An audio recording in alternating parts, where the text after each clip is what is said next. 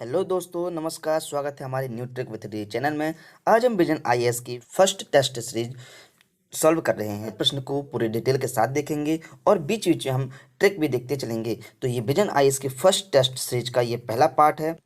तो आज का पहला क्वेश्चन है, राष्ट्रीय आपात के संदर्भ में निम्नलिखित कथनों में से कौन सा सही नहीं है। पहला है, राष्ट्रपति जो है मंत्रिमंडल की लिखित अनुशंसा प्राप्त होने के पश्चात ही राष्ट्रीय आपात की उद्घोषणा कर सकता है। इसमें पूछा है फ्रेंड्स कौन सा नहीं है। तो अपन को इसको बहुत ध्यान से देखना पड़ेगा कि उसमें क्या पूछा है। असल में नहीं है पूछा या है पूछा। तो नहीं है में अपन कई बार है लगा देते हैं अपन और गलत आंसर लगाकर आ जाते हैं। दूसरा है इसका कि आपात को प्रत्येक 6 माह पर संसद के अनुमोदन के साथ अनिश्चित काल के लिए बढ़ाया जा सकता है। फिर तीसरा इसका कि आपात की उद्घोषणा के अनुमोदन प्रस्ताव को सदन के कुल सदस्यों के 2/3 बहुमत से पारित किया जाना अनिवार्य है। फिर इसका है कि राष्ट्रीय आपात की उद्घोषणा को वापस लेने हेतु संसद की जो स्वीकृति की आवश्यकता नहीं होती। तो इसमें पूछा कौन सा नहीं है। तो इसका जो आपात की उद्घोषणा होती है वो बहुमत साधारण बहुमत से होती है, ना कि 2/3 बहुमत से होती है। अभी है, हालांकि राष्ट्रपति जो होते हैं मंत्रिमंडल की लिखित अनुशंसा प्राप्त होने के पश्चात ही राष्ट्रीय आपात की घोषणा कर सकते हैं, जो कि पहला ऑप्शन बिल्कुल सही है। इसी प्रकार जो आपात को प्रत्येक 6 माह पर संसद में अनुमोदन किया जाता है उसके बाद आप अनिश्चितकाल के लिए इसको बढ़ाया जा सकता है। और इसी प्रकार ये भी है कि इसकी स्वीकृति जो होती है वो आवश्यक नहीं होती है। अपन यदि बात करें कि ये जो 2/3 बहुमत है, पहले होता था 2/3 बहुमत से जब 44वें संविधान संशोधन अधिनियम नहीं होता हुआ था, लेकिन 44वें संविधान संशोधन अधिनियम से इसको हटा दिया गया है। और अब जो राष्ट्रीय आपात घोषणा होती है वो साधारण बहुमत पारित होने से ही हो जाती है। फ्रेंड्स, अब अपन बात करते हैं सेकेंड क्वेश्चन की। लोकतंत्र के सरकार के सर्वाधिक प्रचलित और अन्य स्वरूपों से बेहतर होने के संभावित कारणों पर विचार कीजिए।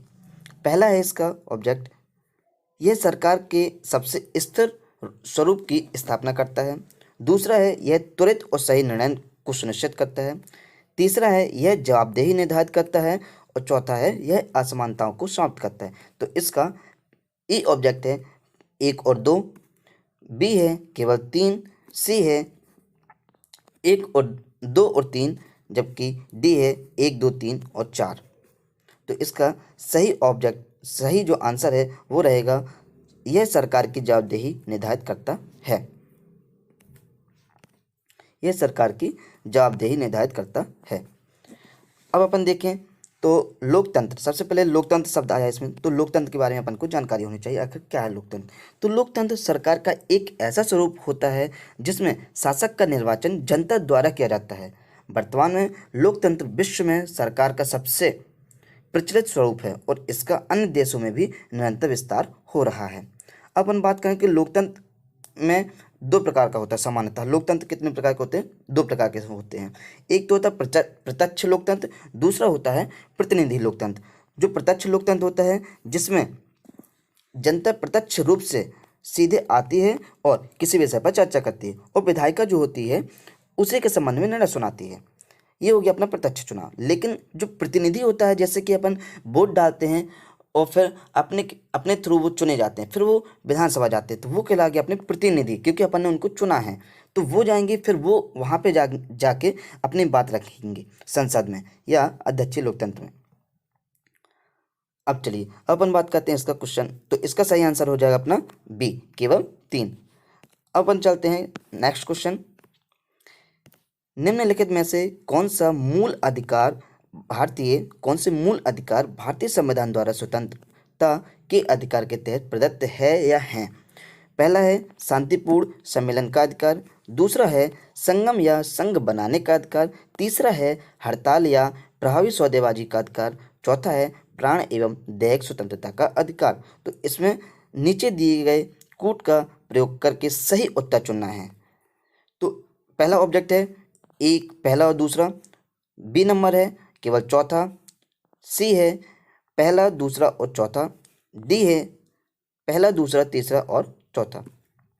तो यदि हम अब इसमें सबसे पहले बात हुई है मूल अधिकार की। तो सबसे पहले हमको मूल अधिकार पता होने चाहिए इसके, कि असल में मूल अधिकार क्या है। मूल अधिकार के बाद हमको पता होना चाहिए स्वतंत्रता अधिकार के अंदर कौन कौन से अधिकार आते हैं, तभी हम इसका सही आंसर लगा सकते हैं। तो इसका सही आंसर रहेगा केवल 1, 2 और 4, क्योंकि किसी भी स्वतंत्रता के अधिकार के अंदर हड़ताल या प्रभावी सौदेबाजी का अधिकार की व्याख्या नहीं की गई है। ये वाला इसका गलत, यानी कि इसका सही आंसर हो जाएगा हमारा आंसर नंबर सी। तो चलिए अब बात करते हैं अपन मूल अधिकार क्या है आखिर में। मूल अधिकारों की व्याख्या जो है संविधान की भाग 3 के अंतर्गत अनुच्छेद 12 से 35 तक मूल अधिकारों का उपबंध किया गया है। अपन मूल अधिकार देखें तो मूल अधिकार 6 मूल अधिकार सभी को पता है कौन कौन से। पहला है समता का अधिकार, दूसरा है स्वतंत्रता का अधिकार, तीसरा है शोषण के विरुद्ध अधिकार, चौथा है धर्म की स्वतंत्रता का अधिकार, पांचवा है अल्पसंख्यक वर्गों की सांस्कृतिक और शैक्षिक अधिकार, और छठवां है इसका संवैधानिक उपचारों का अधिकार, जो कि पूरा खुद ही एक अपने आप में पूरा अधिकार पूरा जो मूल अधिकार को सुरक्षा जो प्रदान करता है, संवैधानिक उपचारों का अधिकार ही करता है। तो अब अपन बात करते हैं कि स्वतंत्रता का अधिकार क्या है। स्वतंत्रता के अधिकार के अंदर अनुच्छेद 19 से 22 तक आते हैं। 19 से 22 तक आते हैं। तो अनुच्छेद 19 में क्या कहा गया है? 19 में कहा गया है कि आप कहीं भी जाकर या फिर आप कहीं भी अपनी बात को आप रख सकते हैं या आप कहीं भी बोल सकते हैं। दूसरा कहा गया इसमें कि शांतिपूर्ण ढंग या शांतिपूर्वक से आप सम्मेलन कर सकते हैं कहीं भी, लेकिन हड़ताल नहीं कर सकते इसमें। फिर कहा गया है कि आप संघ बना सकते हैं, संगम या संघ बना सकते हैं। इसमें संगम या आप संघ भी बना सकते हैं, शांतिपूर्ण सम्मेलन भी कर सकते हैं। और फिर इसमें कहा गया है क्या कि अनुच्छेद, ये तो 19 की बात हो गई कि शांतिपूर्ण सम्मेलन आप कर सकते हैं, संघ बना सकते हैं। फिर अनुच्छेद 20 की बात करते हैं। तो 20 में कहा गया है कि अपराधों के लिए दोष सिद्धि के संबंध में संरक्षण, जैसे कि महिलाओं, तो महिलाओं को रात में 6 बजे के बाद किसी भी थाने के द्वारा या किसी पुलिस द्वारा उनको यानी गिरफ्तार नहीं किया जा सकता है। ये हो गया उनका संरक्षण। तो अनुच्छेद 20 में कोई महिला है वो कह सकती है कि अनुच्छेद 20 हमारे लिए संरक्षण प्रदान करता है। फिर अनुच्छेद 21 कहता है कि प्राण एवं दैहिक स्वतंत्रता का अधिकार। फिर अनुच्छेद 21 का ए ही कहता है कि शिक्षा का अधिकार, और अनुच्छेद 22 कहता है कि कुछ दशाओं में गिरफ्तारी एवं निरोध से संरक्षण। चलिए तो अब अपन बात करते हैं इसका नेक्स्ट क्वेश्चन की। नेक्स्ट क्वेश्चन है इसका, पृथ्वी की भूकंपीय गतिविधियों के संदर्भ में स्वार्म क्या है? जो भूकंपीय जो गतिविधि है उसके संदर्भ में स्वार्म क्या है? यदि अपन को स्वार्म का अर्थ पता होगा तो अपन इसका क्वेश्चन बड़ी आसानी से लगा लेंगे। तो भूकंप के दौरान निर्मुक्त ऊर्जा की मात्रा, ठीक। दूसरा है इसका गुरुत्वाकर्षण की प्रतिक्रिया स्वरूप भूगर्भीय पदार्थों का अकस्मात अधोगामी संचलन। तीसरा है उच्च तीव्रता वाले मुख्य भूकंपों के स्पष्ट अनुक्रम के बिना एक विस्तारित अवधि के दौरान स्थानीय रूप से आने वाले अनेक भूकंप के झटके। और चौथा इसका कि पृथ्वी के अंदर होने वाला लगभग निरंतर संचलन जिसका संबंध भूकंप से नहीं होता, और जिसकी अवधि जो है 1.0 से 9.0 सेकेंड होती है। तो सबसे पहले तो अपन को स्वार्म, जो स्वार्म है, स्वार्म को अपन बोलते हैं हिंदी में झटका बोलते हैं। तो झटका कब आएगा? जब भूकंप आएगा, सीधी सी बात है। अब इसमें कहा गया है कि, तो इसका सही आंसर अपन सबसे पहले लगा लें। तो इसका सही आंसर है अपना उच्च तीव्रता वाले मुख्य भूकंपों के स्पष्ट अनुक्रम के बिना एक विस्तारित अवधि के दौरान स्थानीय रूप से आने वाले अनेक भूकंप के झटके, ठीक। अब अपन देखते हैं कि पहला आंसर पहला जो है इसका ए, ये असल में गलत क्यों है? आखिर ये गलत क्यों है हमारा आंसर? तो सबसे पहली बात तो ये है कि इसमें ऊर्जा तो मुक्त होती है, लेकिन कौन सी ऊर्जा मुक्त होती है ये नहीं बताया गया कि जब भूकंप आता है तो भूकंपीय ऊर्जा मुक्त होती है। इसी प्रकार जो बी नंबर है, बी में भी गुरुत्वाकर्षण की प्रतिक्रिया स्वरूप भूगर्भीय पदार्थों का अकस्मात अधोगामी संचलन होता है, लेकिन उसमें भी कौन सा संचलन होता है तो वो नहीं बताया गया। इसमें भूस्खलन रूप से जाना जाता है, इसको जो संचलन होता है उसको भूस्खलन के रूप में जाना जाता है। ना तो इसमें ये बताया गया, ऑब्जेक्ट में ये नहीं बताया गया स्पष्ट रूप से कि कौन सी ऊर्जा मुक्त होती है या किसको क्या कहते हैं। जैसे ये तो इसको सूक्ष्म भूकंप कहते हैं, तो वो भी नहीं बताया इसमें। तो चलिए अब अपन बात करते हैं नेक्स्ट क्वेश्चन की। अब देखिए, हाल ही में सुर्खियों में रहा चाक जाओ है। अब चाक जाओ क्या है? चाक जाओ, तो चाक जाओ क्या है? ये मिजोरम का बास नृत्य है पहला। क्या ये मणिपुर की काली चावल की किस्म है? क्या यह असम की पारंपरिक टोपी है? या फिर सिक्किम का एक बौद्ध त्योहार है? तो यदि अपन चाक जाओ, देखिए इसका सही आंसर है हमारा काली चावल की किस्में। अब इसको आप याद कैसे करेंगे ताकि आपको भूले ना? तो चाक जाओ इसमें शब्द आया है, तो चाक जाओ को अपन ऐसे याद कर सकते हैं, जिसे चाट कर खा जाओ। चाक जाओ, तो खाओगे क्या? ना तो आप बांस खाओगे, ना तो आप टोपी खाओगे, ना त्योहार खाओगे, तो क्या खाओगे? चावल ही तो खाओगे ना। तो इससे आपको अब दोबारा कभी भूलेगा नहीं। यदि चाक जाओ यानी खा जाओ, अपन सीधे सीधे इसको लगा सकते हैं, खा जाओ तो क्या खाओगे? आप चावल ही तो खाओगे। तो चावल मणिपुर की काली चावल की किस्म है ये। तो अब अपन बात करते हैं कि चाक जाओ असल में क्या है।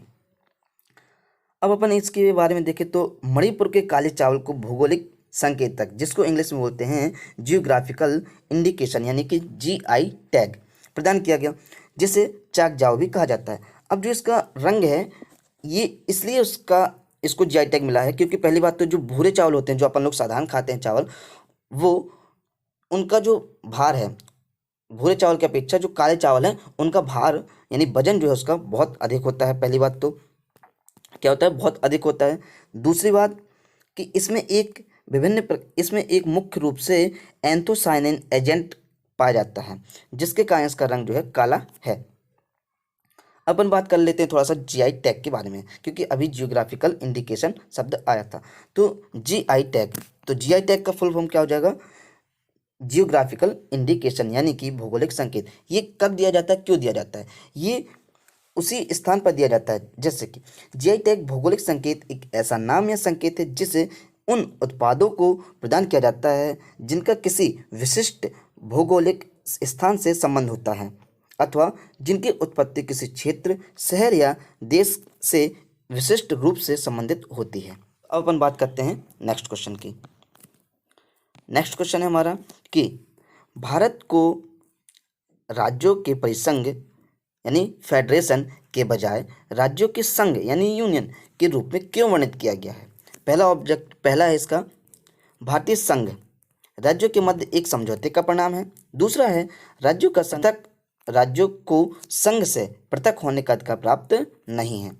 तो इसके ऑब्जेक्ट हैं, पहला केवल एक, दूसरा केवल दो, तीसरा एक और दो दोनों, और चौथा है ना तो एक और ना ही दो। तो इसमें अपन देखें तो इसका सही आंसर रहेगा केवल दो, इसलिए क्योंकि जो भारतीय संघ है वो राज्यों के मध्य एक समझौते का परिणाम बिल्कुल नहीं है। क्वेश्चन की बात करते हैं,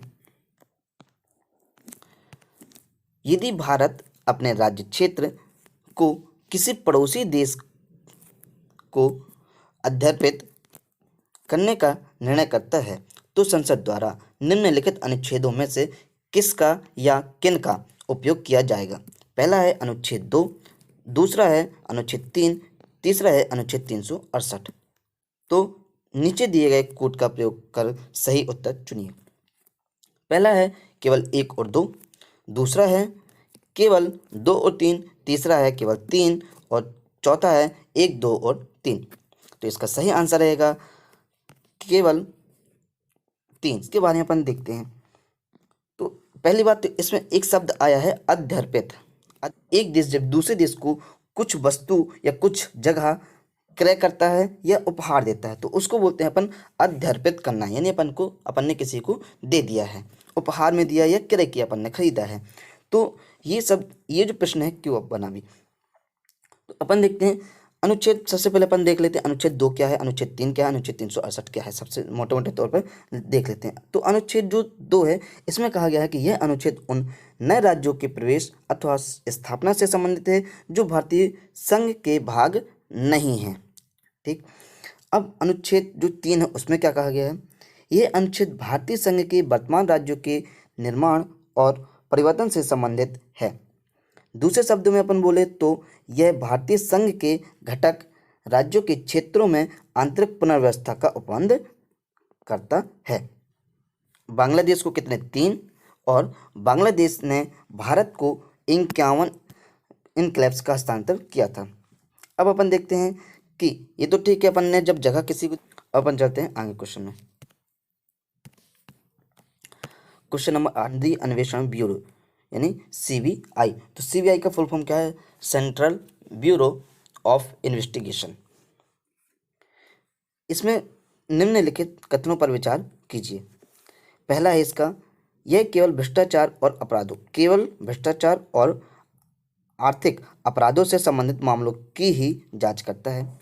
दूसरा है कि यह जांच किए जाने वाले अपराध भ्रष्टाचार के निवारण अधिनियम 1988 यानी 1988 के अंतर्गत आते हैं। तब केंद्रीय सतर्कता आयोग द्वारा सीबीआई की कार्यप्रणाली का निरीक्षण किया जाता है। तो इसमें से बताना अपन को कौन सा सही है। ए नंबर केवल 1, बी है केवल 2, सी है 1 और 2 दोनों, और डी है इसका ना तो 1 और ना ही 2। तो अपन यदि इसका देखें तो इसका सही आंसर हो जाएगा केवल 2। मतलब कि जब जांच किए जाने वाले अपराध भ्रष्टाचार निवारण अधिनियम 1988 के अंतर्गत आते हैं, तब केंद्रीय सतर्कता आयोग द्वारा सीबीआई की कार्यप्रणाली का निरीक्षण किया जाता है, यानी कि DSPE 1946। अब अपन इसको याद कैसे करेंगे कि जो केंद्रीय अन्वेषण ब्यूरो है वो अपनी शक्ति जो होती है दिल्ली विशेष पुलिस से लेता है, और कौन से अधिनियम से? 1946 के अधिनियम से। देखिए, तो जब भी कोई व्यक्ति है वो दिल्ली कब जाता है? अधिकतर विशेष पुलिस है, क्योंकि वहाँ पे तो लोग 46 साल के जब हो जाते हैं, कम से कम 46 साल के हो जाते हैं, तभी आदमी दिल्ली जाते हैं। तो अपन 46 अपन याद कर सकते हैं कि विशेष जब काम होगा और जब व्यक्ति 46 साल का हो जाएगा तभी आदमी दिल्ली जाएगा, क्योंकि वहाँ पे विशेष पुलिस है, जो सीबीआई जो है वो इन्हीं से ही अपनी शक्ति लेती है। अब अपन बात करें तो इसमें पहला आंसर इसका गलत इसलिए क्योंकि इसमें केवल शब्द आया है, केवल भ्रष्टाचार और आर्थिक अपराधों से संबंधित मामलों की ही जांच करता है। तो ये बिल्कुल गलत है, क्योंकि अभी देखिए समय समय पर विभिन्न प्रदेशों द्वारा राजनीतिक हत्या, अपहरण, विमान अपहरण, चरमपंथियों द्वारा किए गए अपराधों, शासकीय गुप्त बाल अधिनियम के उल्लंघन, बड़े पैमाने के बैंक व बीमा घोटाले आदि जैसे पारंपरिक अपराधों, या भागलपुर ब्लाइंडिंग यानी आंख फोड़वा कांड जो हुआ था, यह भोपाल गैस त्रासदी जो सन 84 में, हत्या, दहेज, बलात्कार आदि जैसे मामलों में पीड़ित व्यक्तियों द्वारा दायर याचिकाओं के आधार पर जांच अन्वेषण द्वारा हेतु सीबीआई को मामले प्रेषित करना आरंभ कर दिया था। इसलिए कथन एक सही नहीं है। अब अपन देखते हैं कि सीबीआई के बारे में जो है, अब इसमें बताया गया है कि अपराध भ्रष्टाचार निवारण अधिनियम 1988, इसको अपन कैसे याद करेंगे कि जो अपराध, मान के चलो ये 88 की जगह 89 आ जाता, और जो अपराध होते हैं तभी होते हैं जब इक्वल हो जाता है, यानी अपराध आ से अपराध भी आ रहा, आ से 8 भी आ रहा। आप ऐसे याद कर सकते, आ से अपराध, आ से 8, तो 8 कितने बार आएगा? 2 बार आएगा, यानी 8 8। आप ऐसे भी याद कर सकते हैं, यानी 88 क्या आदमी अपराध कब करता है? जब आदमी 88 साल का हो जाता है, ऐसे, या बराबर उम्र में आ जाता है, कब? 88 की उम्र में। अपराध आ से अपराध, आ से 8। ठीक, अब अपन चलते हैं क्वेश्चन नंबर 9 में। निम्नलिखित कथनों पर विचार कीजिए। केंद्रीय वन उत्पाद को भारतीय वन अधिनियम 1927 के अधीन परिभाषित किया गया है। ठीक, अब दूसरा इसका, केंद्र सरकार द्वारा विविध गौड़ वन उत्पाद हेतु न्यूनतम समर्थन मूल्य यानी एमएसपी की घोषणा कृषि लागत और मूल्य आयोग की अनुशंसा के आधार पर की जाती है। इसका उपरोक्त कथनों में से कौन से या कौन सा सही है या है? केवल 1, केवल 2, 1 और 2 दोनों, ना तो 1 और ना ही 2। तो इसका सही आंसर रहेगा ना तो 1 और ना ही 2।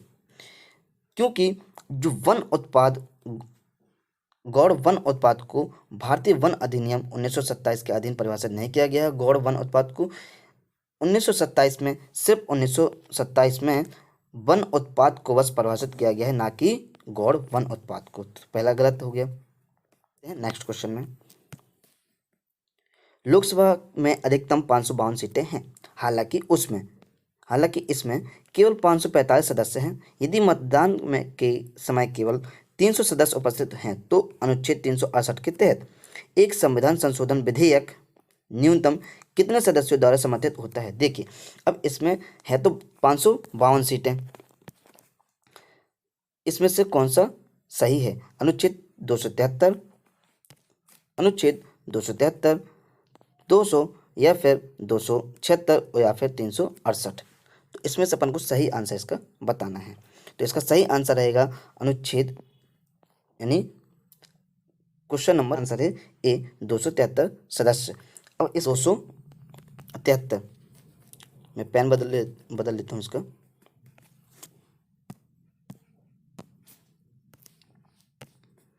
तो यदि अपन देखें 273 अपन ने बात की, चूंकि 272.5 होता है, यदि किसी में पॉइंट भी ज़्यादा हो जाएगा, यानी 72 से 73 यदि हो जाएगा तो वो पारित हो जाएगा। अब मान के चलिए यदि 300 सदस्य भी उपस्थित हैं तब पे भी अपन को कम से कम 273 की आवश्यकता होगी ही होगी, तभी वो विधेयक न्यूनतम सदस्यों से समर्थन, न्यूनतम 273 सदस्यों की आवश्यकता होगी, तभी वो विधेयक जो है संशोधित हो पाएगा।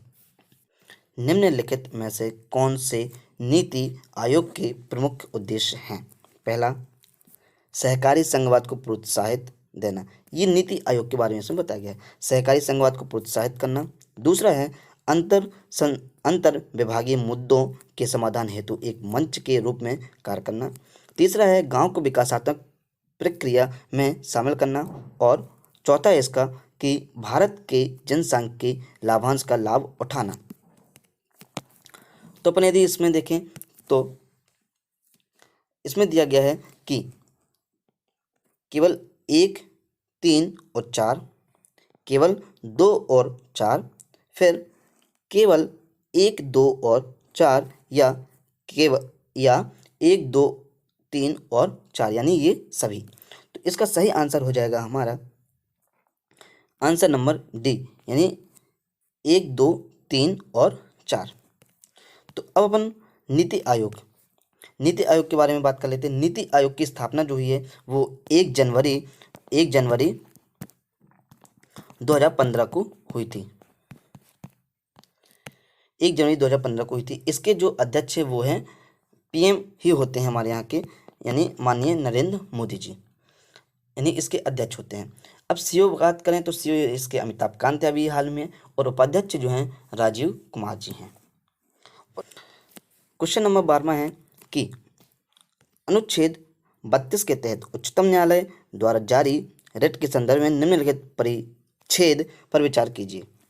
तो इसका है कि यह न्यायालय द्वारा एक लोक प्राधिकारी को उनकी विधि द्वारा प्रदत्त कार्यों के निर्वहन हेतु निर्देशित करने के लिए जारी किया गया एक आदेश है। इसे प्राधिकार प्राप्त लोक अधिकारी द्वारा मूल कर्तव्यों के निर्वहन से मना करने की स्थिति में जारी किया जा सकता है। इससे किसी भी प्रकार के अधिकारी के विरुद्ध किसी भी प्रकार के कर्तव्यों यथा जैसे कि प्रशासनिक, विधायी, अर्धन्यायिक, न्यायिक के लिए जारी किया जा सकता है। इसका उपयोग लोक अधिकारियों से उनके सार्वजनिक कर्तव्यों का निष्पादन करवाने हेतु किया जाता है। तो इसका सही आंसर क्या है? उपरोक्त परिच्छेद निम्नलिखित में से किस रिट को संदर्भित करता है? पहला है प्रतिषेध, दूसरा है उत्प्रेषण, तीसरा है परमादेश और डी है अधिकार परीक्षा। तो इसमें यदि अपन ऊपर से अच्छे से इसको यदि अपन ध्यान दें तो इसमें देखिए एक आदेश शब्द आया है, मतलब कि इसका सही आंसर हो जाएगा परमादेश। तो इसमें अभी प्रतिषेध, उत्प्रेषण और अधिकार परीक्षा इन सभी की चर्चा की गई है। तो अपन सबसे पहले बात करते हैं कि उच्चतम न्यायालय रिट जारी करता है। इसके साथ साथ उच्च न्यायालय भी रिट जारी करता है। तो उच्चतम न्यायालय जो होता है अनुच्छेद 32 के तहत करता है, जबकि उच्च न्यायालय 226। इसको अपन कैसे याद करेंगे, क्योंकि दोनों में कंफ्यूजिंग वाली बात है। उच्चतम न्यायालय जो ऊंचे लोग होते हैं वो कम बोलते हैं, मतलब कि एक ही शब्द को 3 से 2 बार बोलेंगे। अधिकतर अपन बोलते हैं कि 2 से 3 बार, लेकिन अपन इसको उल्टा पढ़ेंगे। जो अच्छे व्यक्ति होते हैं यानी उच्च लोग जो होते हैं वो किसी भी लाइन को या फिर कोई भी शब्द जो वो दोहराते हैं वो 2 से 3 बार, 3 से 2 बार दोहराते हैं। लेकिन जिनके पास थोड़ा सा कम ज्ञान होता है यानी उच्च लोग बस हैं, उच्चतम नहीं है वो, तो वो क्या करेंगे, दो दो शब्द को कम से कम 6 बार दोहराएंगे। वो क्या करेंगे, दो दो शब्द को वो कम से कम 6 बार दोहराएंगे, कम से कम 6 बार दोहराएंगे। तो ऐसा अपन याद कर सकते हैं, जो अच्छे आदमी होते हैं, मान के चाहिए जैसे जो डॉक्टरेट डिग्री करे रहते हैं वो कितने अच्छे से बोलते हैं, उनका जो बोलने का स्वभाव बहुत अलग होता है। और लेकिन जो थोड़ा छोटे मोटे पद धारण किए रहते हैं वो अपने आप को एकदम राजा समझते हैं, है ना। तो ऐसे अपन याद कर सकते हैं, जो उच्चतम न्यायालय यानी बहुत हाई लेवल पे हो तो वो कम बोलेगा यानी 3 से 2 बार बोलेगा। और जो उच्च न्यायालय है जिसको थोड़ी सी कम शक्ति है तो वो क्या बोलेगा, दो दो शब्द को 6 बार बोलेगा। तो उच्चतम न्यायालय एक तो ये हो गया। अब इसमें होता क्या है, 5 परिच्छेद हैं। पहला है बंदी प्रत्यक्षीकरण, दूसरा है परमादेश, तीसरा है प्रतिषेध, और चौथा है उत्प्रेषण, और पांचवा है अधिकार परीक्षा। तो अपन थोड़ी थोड़ी इन सभी की जानकारी ले लेते हैं। अब परमादेश, परमादेश का मतलब हो गया कि आदेश देना, ठीक। अब बंदी प्रत्यक्षीकरण के इसी से स्पष्ट होता है कि बंदी प्रत्यक्षीकरण मतलब कि न्याय, इसमें जो होता है रिट कब जारी होता है, न्यायालय किसी अन्य व्यक्ति को हिरासत में लिए जाने वाले व्यक्ति या प्राधिकरण को हिरासत में लिए गए व्यक्ति को शारीरिक न्यायालय के समक्ष प्रस्तुत करने हेतु आदेश देता है, ताकि वो सशरीर न्यायालय में समक्ष हो सके। तो ये हो गया बंदी प्रत्यक्षीकरण।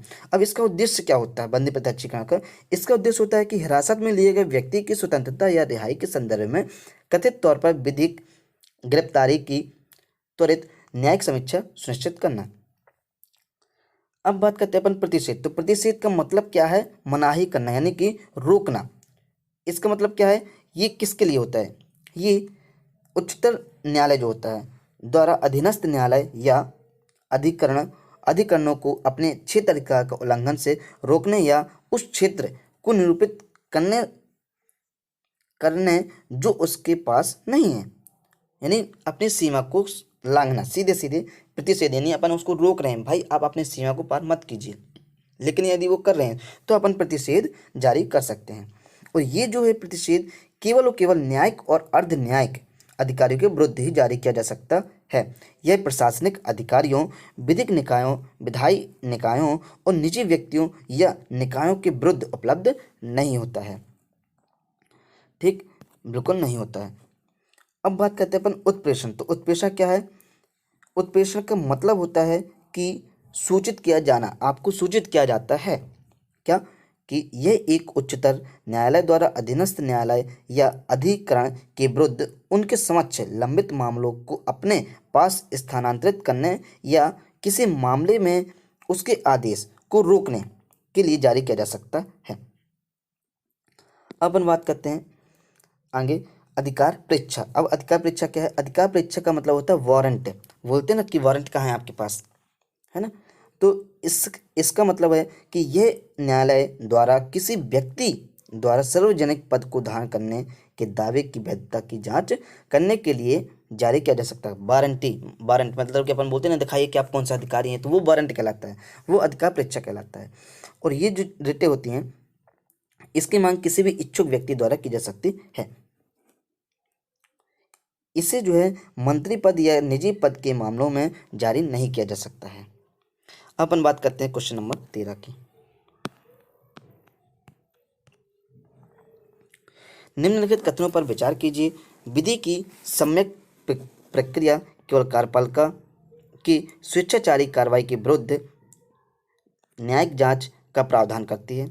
दूसरा है कि विधि द्वारा स्थापित प्रक्रिया विधायिका और कार्यपालिका दोनों की स्वेच्छाचारी कार्रवाई के विरुद्ध न्यायिक जांच का प्रावधान करती है। तीसरा है इसका कि भारतीय संविधान के अनुच्छेद 21 में स्पष्ट रूप से विधि द्वारा स्थापित प्रक्रिया का उल्लेख किया गया है।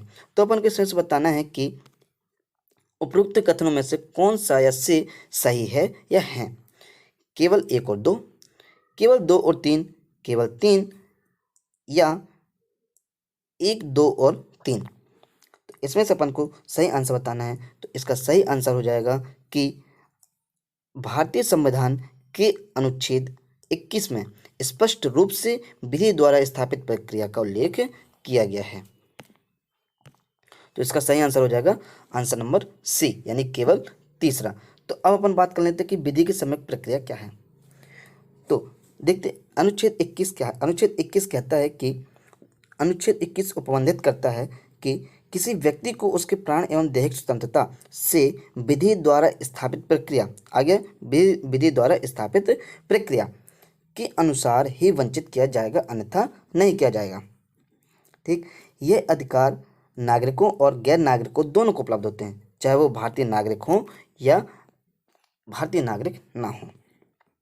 तो इसलिए कथन 3 सही है। अब अपन बात करें तो ये जो विधि की सम्यक प्रक्रिया है, ये केवल कार्यपालिका, जो विधि की सम्यक प्रक्रिया है ये अमेरिका के जो संविधान है उसमें निहित है। और इसमें कहा गया है कि विधि द्वारा, दूसरा जो है इसलिए गलत है क्योंकि विधि द्वारा स्थापित प्रक्रिया जो विधायिका और कार्यपालिका दोनों के स्वेच्छाचारी से के विरुद्ध न्यायिक जांच का प्रावधान नहीं करती है। अपन क्वेश्चन नंबर आगे चलते हैं 14 में। संविधान किसी राज्य में राष्ट्रपति शासन लागू करने का प्रावधान करता है। कौन? संविधान। पहला है राज्य संघ द्वारा दिए गए निर्देशों के अनुपालन में विफल रहता है। यदि राज्य जो होता है संघ द्वारा दिए गए निर्देशों के अनुपालन में विफल रहता है। दूसरा है कि यदि राष्ट्रपति को यह समाधान हो जाता है कि राज्य का शासन संविधान के प्रावधानों के अनुसार नहीं चलाया जा सकता है। तीसरा है कानून एवं व्यवस्था को बाधित करने वाली हिंसक घटनाएं घटित हो रही हैं। तो इसका सही आंसर हो जाएगा, इसका नीचे दिए गए कूट का प्रयोग करके सही उत्तर चुनिए। केवल 1 और 2, केवल 2 और 3, केवल 2, 1 और 3, या फिर डी नंबर है 1, 2 और 3। तो इसका सही आंसर हो जाएगा केवल 1 और 2, क्योंकि कानून एवं व्यवस्था राष्ट्रपति शासन कैसे लगता है जब अनुच्छेद 356 में जो वर्णित हैं उपबंध है वो, या 56 का अपन उल्टा कर दें यानी 65, 365 में जो, यानी 2 में जो कहा गया है बस उन्हीं के आधार पर बस राष्ट्रपति शासन लागू हो यानी लग सकता है, अन्यथा नहीं लगेगा। अब 356 और 365, यानी 356 में क्या कहा गया है? 356 में कहा गया है कि इसके तहत वर्णित किया गया है कि यदि राष्ट्रपति का किसी राज्य के राज्यपाल से प्रतिवेदन मिलने पर या अन्यथा यह समाधान हो जाता है कि ऐसी स्थिति उत्पन्न हो गई है जिसमें उस राज्य का शासन जो है संविधान के उपबंधों के अनुरूप नहीं चलाया जा सकता है, तो वह राष्ट्रपति शासन लागू करने की उद्घोषणा जारी कर सकता है। अब अनुच्छेद इसी का अपन पलटा देंगे यानी 65 कर देंगे, यानी 365। उसमें क्या वर्णन किया गया है? उसमें कहा गया है कि यदि संघ द्वारा दिए गए किन्हीं निर्देशों का अनुपालन करने में या उनके प्रभावी करने में कोई राज्य विफल रहता है तो वहाँ राष्ट्रपति के लिए यह मानना विधिपूर्ण होगा कि ऐसी स्थिति उत्पन्न हो गई है जिसमें उस राज्य का शासन संविधान के उपबंधों के अनुसार नहीं चलाया जा सकता है। तो अपन अब अनुच्छेद 356 और 65 में वहाँ पर कहीं भी कानून व्यवस्था का उल्लेख नहीं किया गया है, इसलिए इसका सही आंसर हो जाएगा 1 और 2। अब अपन चलते हैं आगे। हाल ही में भारतीय रिजर्व बैंक आरबीआई द्वारा स्थायी जमा सुविधा एसडीएफ आरंभ करने पर विचार किया जा रहा है, जिसका उद्देश्य क्या है? पहला है कि कुल मांग को बढ़ाने हेतु बाजार में तरलता में वृद्धि करना। दूसरा है बैंकों को आरबीआई में फंड आरक्षित करने की अनुमति प्रदान करके उनके पास उपलब्ध अतिरिक्त तरलता को अवशोषित करना। तीसरा है नवीन साधन प्रदान करके अर्थव्यवस्था में बचत को बढ़ाना। या फिर डी नंबर है कि अवसंरचना में निवेश को बढ़ावा देकर अर्थव्यवस्था की मंद गति को त्वरित करना है। तो जो एसबीआई की स्थायी जमा सुविधा है, इसमें कहा गया है कि यदि इसमें कहा गया है बैंक को आरबीआई में फंड आरक्षित करने की अनुमति प्रदान करके उनके पास जो है उपलब्ध अतिरिक्त तरलता है उसको अवशोषित कर। क्वेश्चन नंबर 16 है, सांसद स्थानीय क्षेत्र विकास योजना MPLADS के संदर्भ में निम्नलिखित कथनों पर विचार कीजिए। अब पहला है कि MPLADS के तहत प्रत्येक सांसद को उसके निर्वाचन क्षेत्र में विकास कार्यों के निष्पादन हेतु प्रत्यक्षतः 5 करोड़ रुपए जो है वो आवंटित किए जाएंगे। फिर दूसरा है, राज्यसभा और लोकसभा में के नाम निर्दिष्ट सदस्य जो हैं इस योजना अंतर्गत अधिकृत नहीं है। सांख्यिकी और कार्यक्रम कार्यान्वयन मंत्रालय इस योजना के प्रवर्तन हेतु नोडल मंत्रालय है। तो इसमें से अपन को बताना है कि कौन सा सही है। ए है 1, 2 और 3, बी है केवल 3, सी है 1 और 2 और डी जो है केवल 2 और 3। तो इसका सही आंसर हो जाएगा केवल 3। तो केवल 3 में क्या कहा गया है, तो इसका सही आंसर हो जाएगा सांख्यिकी और कार्यक्रम कार्यान्वयन मंत्रालय इस योजना के प्रवर्तन हेतु नोडल मंत्रालय है। देखिए पहला इसका आंसर गलत क्यों है, क्योंकि बात 5 करोड़ की तो बात कही गई है लेकिन वो प्रत्यक्ष रूप से नहीं कहा गई है, जबकि अप्रत्यक्ष रूप से कही गई है, इसलिए कथन पहला गलत होगा। इसी प्रकार दूसरा जो है, राज्यसभा और लोकसभा के नाम निर्दिष्ट जो सदस्य हैं वो उन्हीं को ही इसके लिए चुना गया है, जबकि इसमें बोला है कि नहीं चुना गया है, यानी नाम निर्दिष्ट। तो पहला भी गलत हो गया, इसका दूसरा भी गलत हो गया और तीसरा बिल्कुल सही है, नोडल मंत्रालय इसके प्रवर्तन हेतु नोडल मंत्रालय हैं इस योजना के। अब अपन चलते हैं नेक्स्ट क्वेश्चन में। क्वेश्चन नंबर 17वां है कि हाल ही में सुर्खियों में रहे कोलैब कैड के संदर्भ में निम्नलिखित कथनों पर विचार कीजिए। पहला है कि यह एक सॉफ्टवेयर प्रणाली है जिसे विज्ञान और प्रौद्योगिकी विभाग द्वारा लॉन्च किया गया है। फिर कहा गया है, दूसरा है कि इसका उद्देश्य त्रिआयामी यानी कि 3D डिजाइन के सृजन व संशोधन हेतु संपूर्ण देश के अटल टिंकरिंग लैब्स यानी ATLS के छात्रों को एक मंच प्रदान करता है। तो इसमें से अपन को बताना है कि इसका कौन सा सही है, केवल 1, केवल 2, 1 और 2 दोनों, या फिर ना तो 1 और ना ही 2। तो इसका सही आंसर हो जाएगा आंसर नंबर बी, केवल 2, क्योंकि ये सॉफ्टवेयर प्रणाली तो है लेकिन इसे विज्ञान और प्रौद्योगिकी विभाग द्वारा लॉन्च नहीं किया गया है, क्योंकि इसमें जो है विज्ञान और प्रौद्योगिकी विभाग लॉन्च नहीं करेगा, जबकि इसको अटल नवप्रवर्तन मिशन, नीति आयोग और राष्ट्रीय सूचना विज्ञान केंद्र यानी NIC तीनों लोगों ने इसको संयुक्त रूप से किया है, लॉन्च किया है। तो चलिए नेक्स्ट क्वेश्चन में चलते हैं। निम्नलिखित कथनों पर विचार कीजिए। भारत का संविधान केवल मुख्य निर्वाचन आयुक्त के पद का उल्लेख करता है, निर्वाचन आयुक्त का नहीं। दूसरा है, किसी भी मामले या मुद्दे पर निर्णय के समय CEC को अधिभावी शक्ति प्राप्त होती है। ठीक। तीसरा है, CEC और निर्वाचन आयुक्तों दोनों को कार्यकाल की सुरक्षा जो प्राप्त होती है। तो इसका सही आंसर होगा, इनमें से कौन सा सही है, केवल 1, केवल 2, केवल 2 और 3 या उपरोक्त में से कोई नहीं। तो इसका सही आंसर हो जाएगा उपरोक्त में से कोई नहीं, क्योंकि सबसे पहले बात करते हैं कि CEC जो है इसका फुल फॉर्म क्या होता है, chief election commission of India, full form यानी कि मुख्य निर्वाचन आयुक्त, chief election commission of India है। अब इनका जो उल्लेख है, CEC पद का उल्लेख किस अनुच्छेद में कहा गया है, तो अनुच्छेद 324 324 में बताया गया है। निर्वाचन आयोग जो होते हैं मुख्य निर्वाचन आयुक्त और राष्ट्रपति द्वारा समय अनुसार निर्धारित निर्वाचन आयुक्तों यदि कोई हो से मिलकर गठित होगा, इसलिए कथन एक सही नहीं है। निर्वाचन आयोग 3 निर्वाचन आयुक्तों के साथ एक सदस्यीय निकाय के रूप में कार्य कर रहा है। मुख्य निर्वाचन आयुक्त और 2 अन्य निर्वाचन आयुक्तों को समान शक्तियाँ प्राप्त होती हैं और उन्हें समान वेतन एवं भत्ते प्रदान किए जाते हैं जो उच्चतम न्यायालय के न्यायाधीशों को प्राप्त वेतन और भत्ते दिए जाते हैं। यानी कि जो सीईसी को जो अधिकार दिए जाते हैं, वही अधिकार, वही वेतन उनको वो वेतन और वो भत्ते दिए जाते हैं जो एक उच्चतम न्यायालय के न्यायाधीश को दिए जाते हैं। अब लेकिन इनके बीच में यदि विवाद होता है तो इनमें जो सीईसी यानी मुख्य निर्वाचन आयुक्त हैं वो अकेले इसका निर्णय नहीं करते हैं। इसमें निर्वाचन जो होता है इनका बहुमत द्वारा होता है, अर्थात जो सीईसी होता है वो 2 अन्य निर्वाचन आयुक्त के मध्य जो मतभेद यदि होता है तो उनके मत बहुमत द्वारा लिया जाता है उनके मामलों का निर्णय। इसलिए कथन दूसरा भी सही नहीं है। अब बात करते हैं कि सीईसी और निर्वाचन दोनों का कार्य का सुनिश्चित होता है, जबकि ये आंसर गलत है।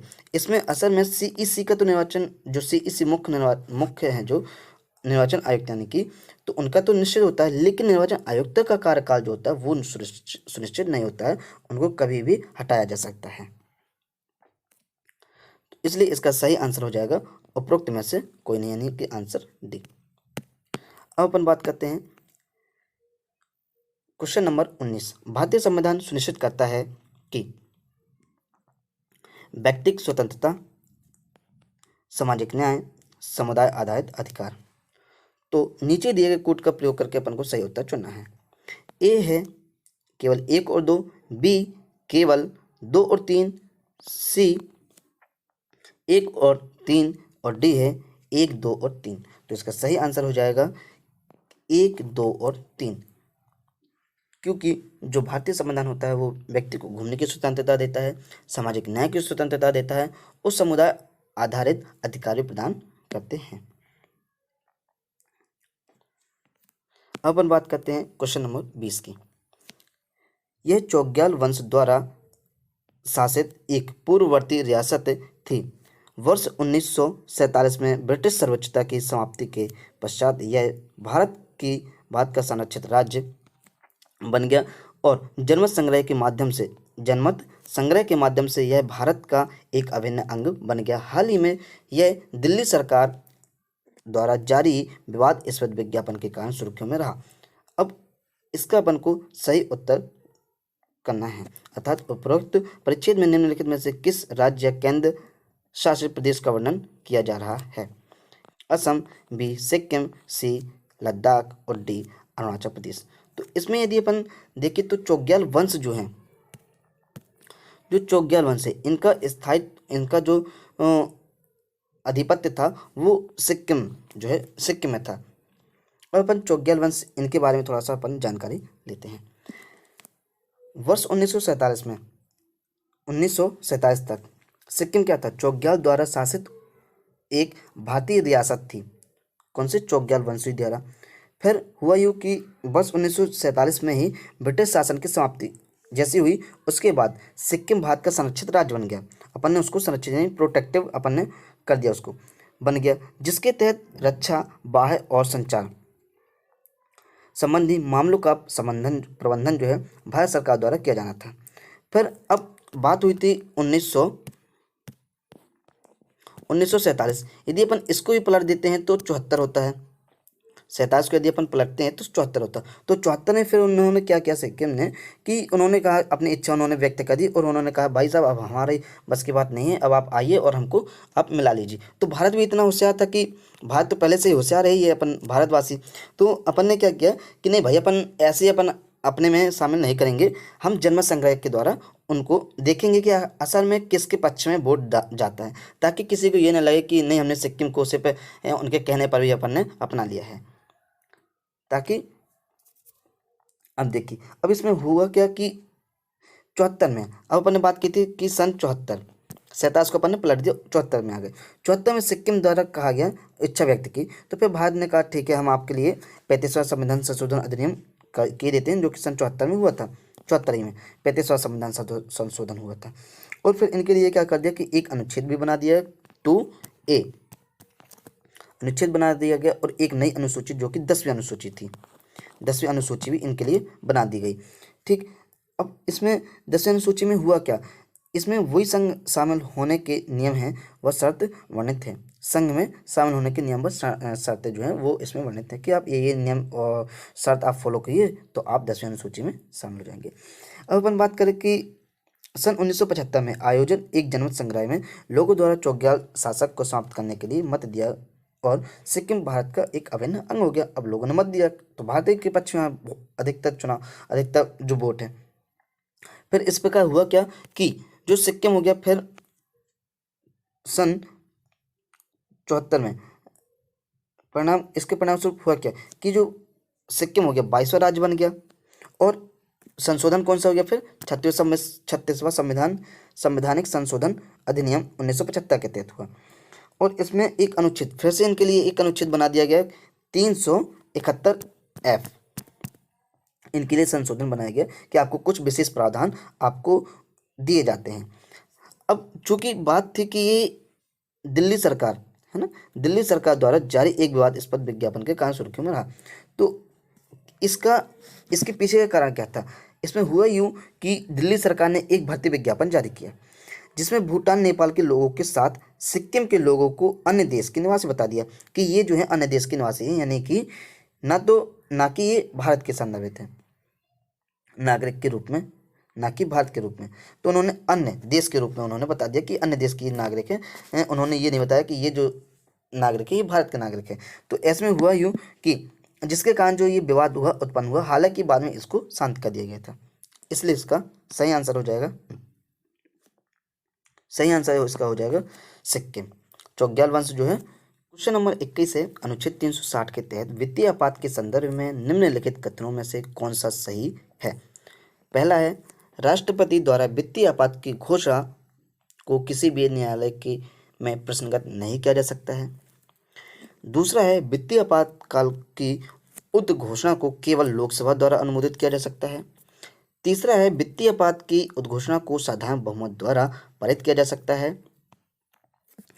और चौथा है, वित्तीय आपात के दौरान संसद द्वारा राज्य सूची के विषय पर विधियों का निर्माण किया जा सकता है। तो इसमें अपन देखें तो इसका सही आंसर हो जाएगा कि जो आपातकाल के संदर्भ में वित्तीय आपातकाल है तो उसमें साधारण बहुमत द्वारा पारित हो जाता है।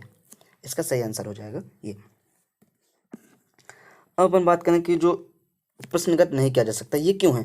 क्योंकि अनुच्छेद जो है 44वें संविधान संशोधन जब हुआ था सन 78 में, 44वां संविधान संशोधन, तो उसमें से जो प्रश्नगत जो था पहले नहीं किया जाता था, लेकिन इसमें संशोधन किया गया और निरस्त कर दिया गया। और इसमें कहा गया कि राष्ट्रपति का समाधान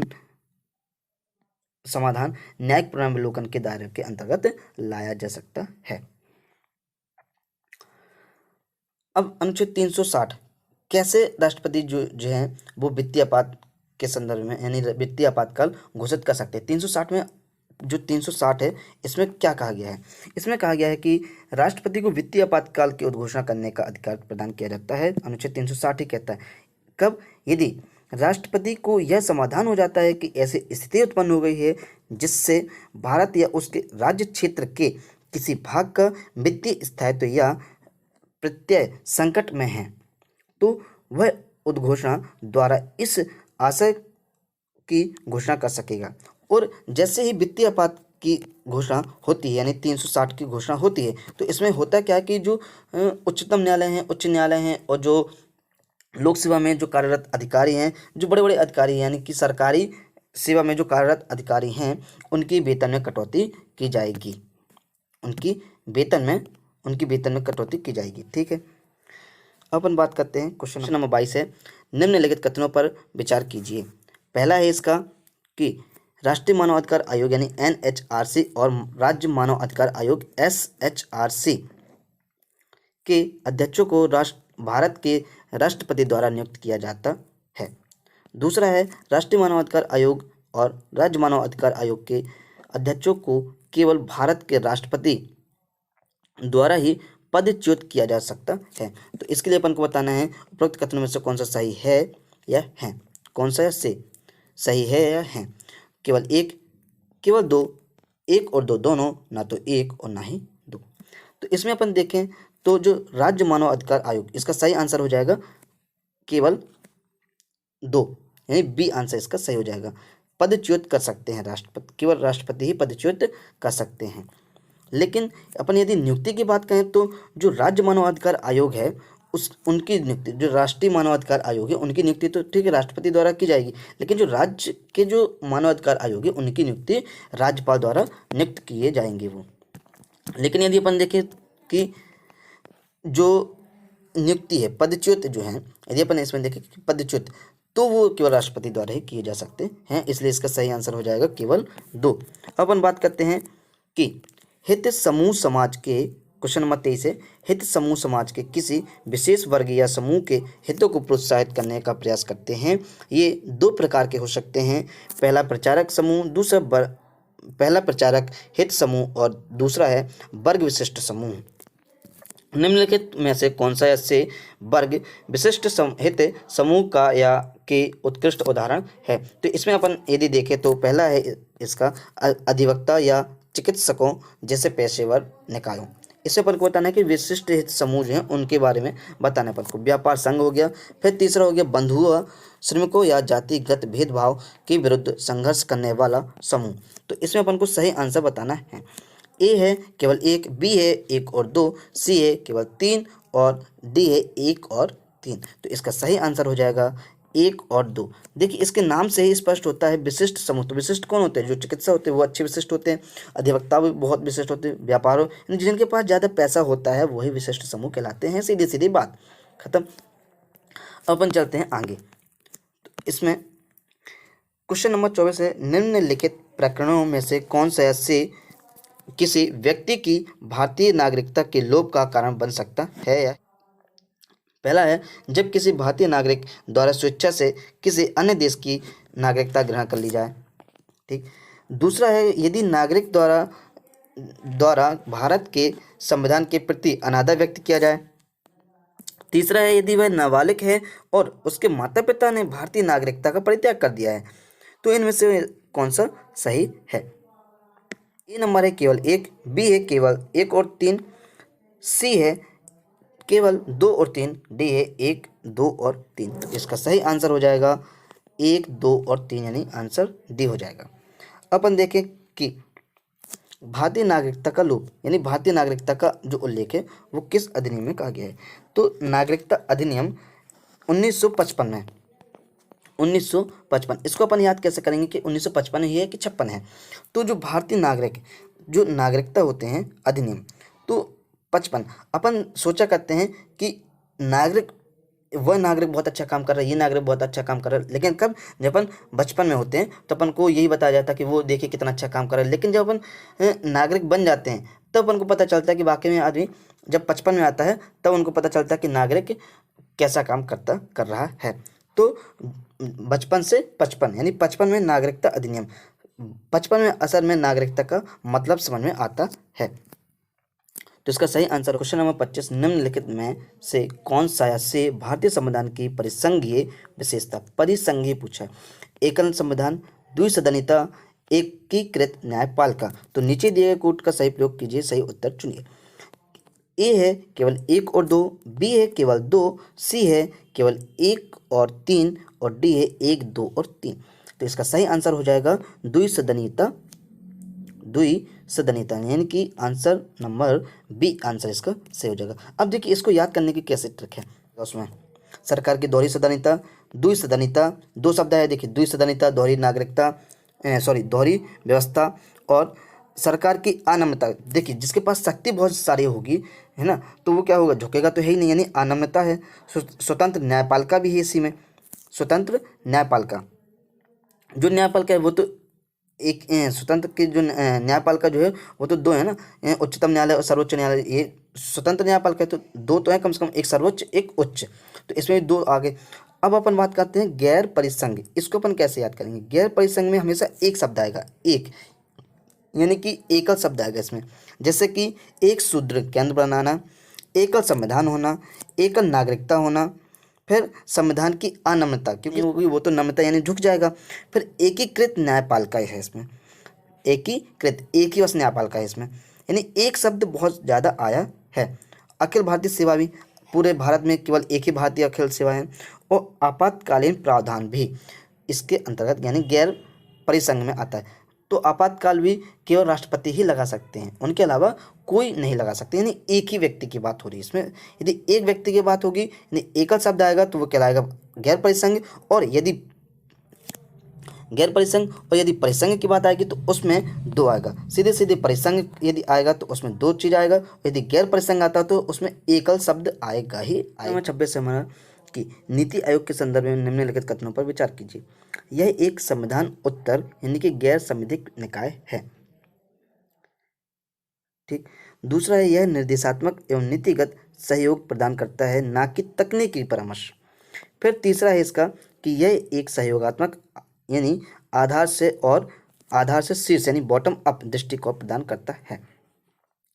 उपरोक्त कथनों में से कौन सा सही है? ए है केवल 1 और 3, बी है केवल 2 और 3, सी है 1, 2 और 3 और डी है उपरोक्त में से कोई नहीं। तो अपन इसमें देखें तो नीति आयोग जो है, नीति आयोग में कहा गया कि यह एक गैर संवैधानिक निकाय है, यानी कि संविधान उत्तर निकाय है।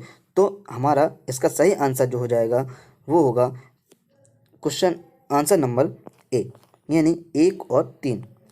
अब देखिए संविधान उत्तर है और बॉटम टॉप, ये अपन अभी पहले ही बात कर चुके थे कि ये जो है बॉटम टॉप पर कार्य करती है, गैर संवैधानिक निकाय हो गया। लेकिन ये जो क्वेश्चन नंबर दूसरा है ये गलत क्यों है? अपना क्वेश्चन नंबर 2 इसलिए गलत है क्योंकि यह निर्देशात्मक और नीति का सहयोग तो प्रदान करता है और साथ ही तकनीकी परामर्श भी प्रदान करता है। इसमें आया है ये नहीं करता, तो इसलिए ये आंसर गलत हो गया। क्वेश्चन नंबर 27 है कि पूर्ववर्ती भारतीय रियासतों के एकीकरण के संदर्भ में निम्नलिखित युगों पर विचार कीजिए। तो इसमें है देश रियासत और एकीकरण की विधि। पहला है हैदराबाद जन्म संग्रह से हुआ, दूसरा है जूनागढ़ सैन्य कार्रवाई से हुआ, या फिर तीसरा है विलय पत्र यानी कश्मीर जो है वो विलय पत्र से हुआ। तो इसमें से अपन को सही आंसर बताना है। पहला है केवल 1 और 2, बी है केवल 3, सी है केवल 1 और 3, डी है 1, 2 और 3। तो इसमें से अपन को सही आंसर बताना है, तो इसका सही आंसर हो जाएगा क्वेश्चन बी ऑप्शन इसका सही हो जाएगा, यानी कि जो कश्मीर हुआ वो विलय पत्र से हुआ। अब जो हैदराबाद है और जूनागढ़ है, जो हैदराबाद हुआ वो सैन्य कार्रवाई से हुआ और जूनागढ़ जो है जन्म संग्रह से हुआ। अब इसके अपन थोड़ा सा हिस्ट्री अपन देखते हैं। तो पहले जो हुआ 1947 में जैसे भारत यानी आज़ाद हुआ तो उसमें क्या हुआ, दो स्वतंत्र पहले यानी भारत बन गया और दूसरा पाकिस्तान बन गया। तो अब इसमें हुआ यूँ कि जो 552 रियासत जो थी अपने पास यानी भारत के जो भौगोलिक क्षेत्र के अंदर थी वो 552 थी, उसमें से 549 ने कितने ने 549 ने तो अपने आप को शामिल कर लिया भारत में कि हम भारत का हिस्सा हैं, हमको भारत में शामिल कर लो, यानी वो शामिल हो गए। लेकिन अब जो 3 थे वो 3 लोग जो थे वो कौन कौन थे, एक हैदराबाद जूनागढ़ और कश्मीर। तो कश्मीर ने क्या किया, विलय पत्र प्रदान कर दिया। फिर हैदराबाद ने क्या किया, हैदराबाद में नहीं कर रहा था, तो अपन ने फिर क्या किया कि अब इसको देखिए अपन ट्रिक से कैसे याद करेंगे। अब हैदराबाद जो था हैदराबाद को अपन बोल सकते हैं कि वो हैदरा यानी घबरा गया। तो जब कोई घबरा जाएगा तो उसको अपन किससे करेंगे, अपन सैन्य कार्रवाई से अपन उसको कंट्रोल कर लेंगे जब कोई घबरा जाता है। और यदि अपन जूनागढ़ देखें तो जूनागढ़ को जनमत संग्रह, इसको अपन कैसे याद करेंगे, ट्रिक है इसकी कि जैसे जूनागढ़ और जैसे जनमत संग्रह, तो इसका कभी भी गलत नहीं होगा। और सिक्किम जो हुआ था वो भी जनमत संग्रह से ही हुआ था, और कश्मीर जो है विलय पत्र है। ये जो समथिंग सबको पता होगा। यदि इसकी भी ट्रिक देखना है तो अपन कह सकते हैं कि आप किसी भी वस्तु को किसी भी व्यक्ति को आप कसकर पकड़ लीजिए, नहीं तो आपका पता ही नहीं चलेगा कि आप कब यहाँ से वहाँ हो गया, कब कहाँ पहुँच गया। ऐसे अपन याद कर सकते हैं। तो इसका सही आंसर हो जाएगा कि ऑब्जेक्ट जो है इसका बी सही हो जाएगा, से विलय पत्र। यदि तो अपन ने इसका याद कर लिया कि हैदराबाद जो है सैन्य कार्रवाई, क्योंकि यदि कोई घबरा जाएगा तो उसको सैन्य से अपन कर सकते हैं। यदि जूनागढ़ जो है वो जनमत, तो जैसे जूनागढ़ जैसे जनमत संग्रह, खत्म। अब अपन बात करते हैं नेक्स्ट क्वेश्चन। निम्नलिखित युगों पर विचार कीजिए। अंबुबाची मेला जो है असम का है, चैत यात्रा जो है उड़ीसा का है, या और तीसरा है बिशु जो है उत्तर प्रदेश का है, और चौथा है रंगोली बिहू यानी रंगोली बिहू जो है झारखंड का है। तो अपन को उसमें सही सुमेलित करना है। तो ए है 1, 3 और 4, बी है 1 और 3, सी है 1 और 2, और डी है केवल 2 और 3।